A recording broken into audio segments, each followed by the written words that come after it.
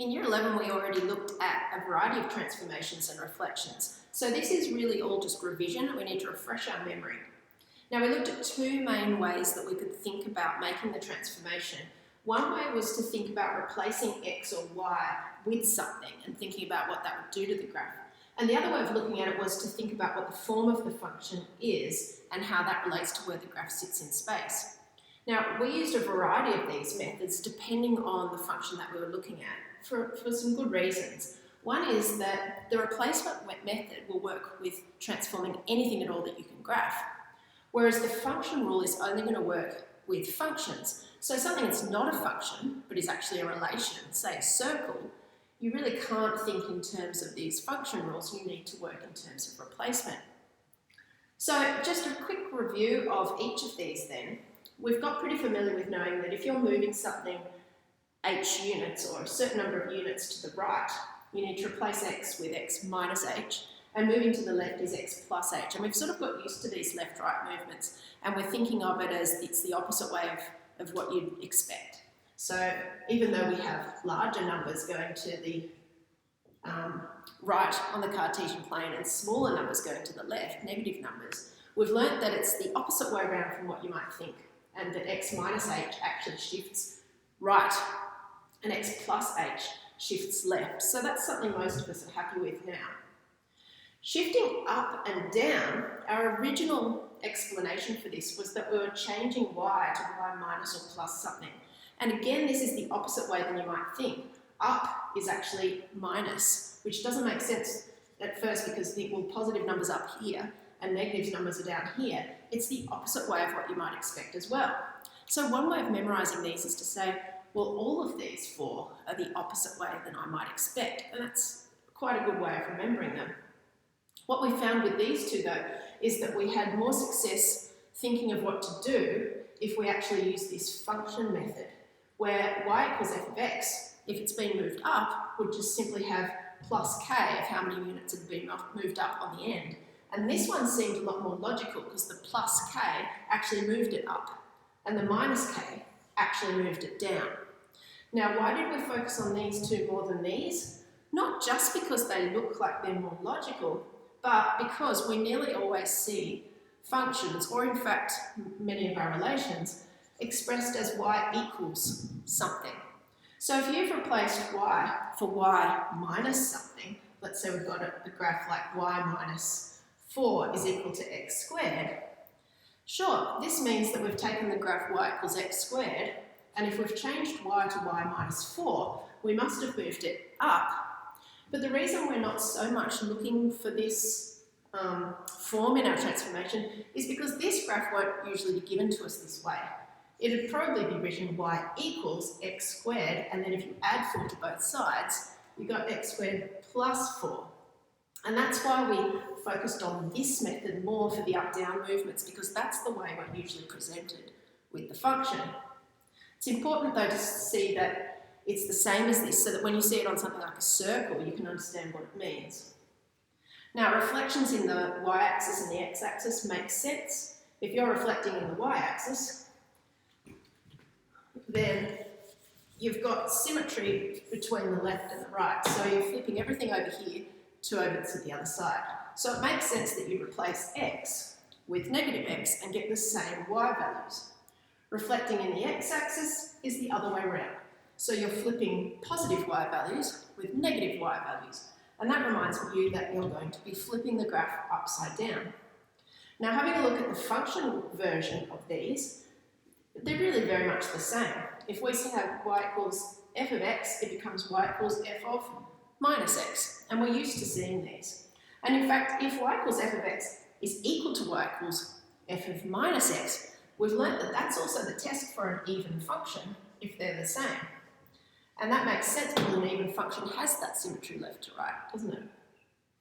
Now, if we reflect in the x-axis and we switch the y to minus y, we don't very often see something written as, for example, minus y equals x squared. Why not? Well, it's just more common to be given y equals something. But you can see that if I multiply both sides by -1 here, that's exactly the same as y equals minus x squared, and this is the form we're more likely to get it in. So it makes sense that over here, rather than replacing y with negative y like this, we usually think of this form as something that's been flipped upside down, and we're looking for the big negative right out the front of the rest of the function to tell us that it's like the parabola we know, y equals x squared, but it's upside down. And for the last one, a rotation 180 degrees around the origin, we have to perform both of those replacements. So y equals f of x would become y equals minus f of minus x. You could also write it as minus f of x is equal to f of minus x. Now we've seen this before. This is the test for an odd function. And that makes sense because an odd function has part of itself rotated 180 degrees around the origin to form the other part.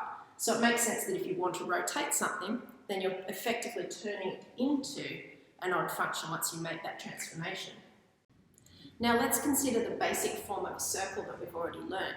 We've seen that x minus h squared plus y minus k all squared is equal to r squared, where we've got hk as the centre.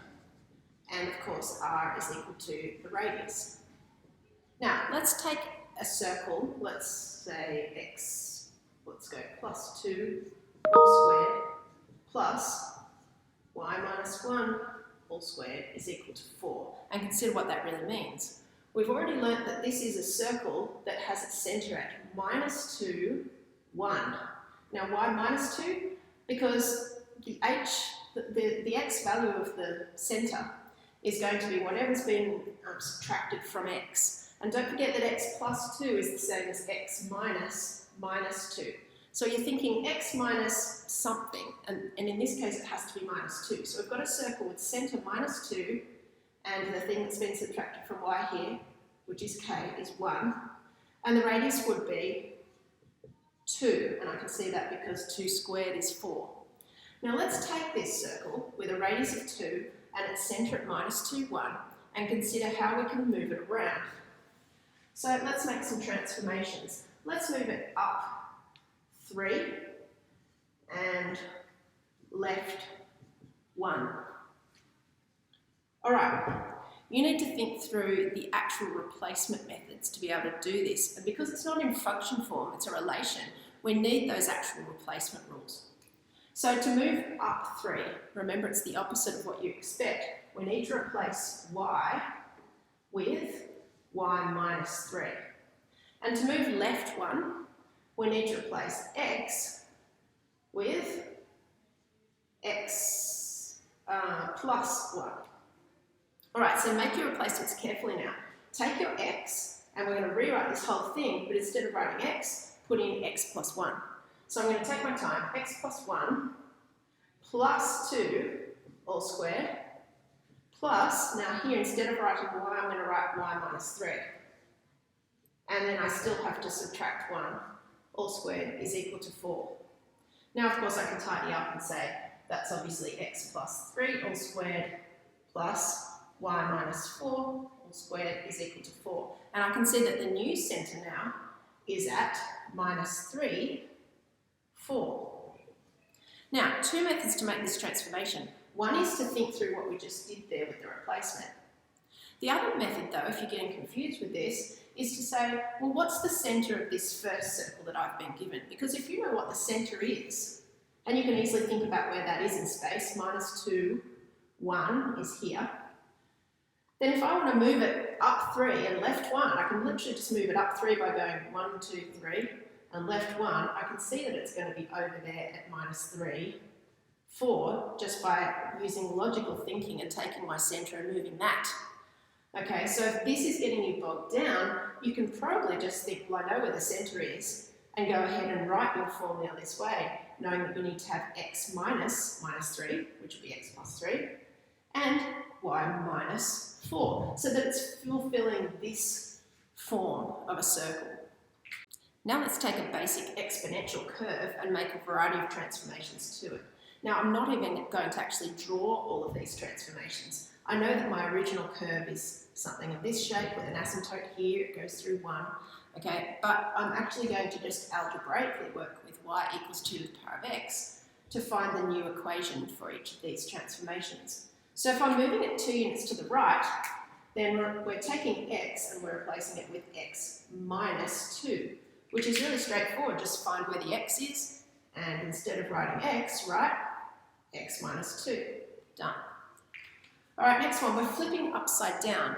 Now, to flip upside down, you can either think of it with the replacement method or the function method. We're replacing y, really, with minus y. So if you like, you could write it as minus y equals 2 to the power of x. But this is not a really common form to see it. It's more likely that you're going to want to multiply both sides by -1 now and say y equals negative 2 to the power of x. Moving 3 units up, the easiest way to do this is literally just add a 3 to the end of your function. So we have everything that we would have had, but we just shifted up 3. So we say we've still got y equals 2 to the power of x, but we're going to add 3, because of course that's just going to make the y value 3 more than it would have been, and that will definitely lift it up. And reflecting around the y-axis, that's going this way. We need to replace x with negative x, which makes sense because the x values are out here are going to have to be switched for negative x values. So just take your function and instead of writing x, write negative x.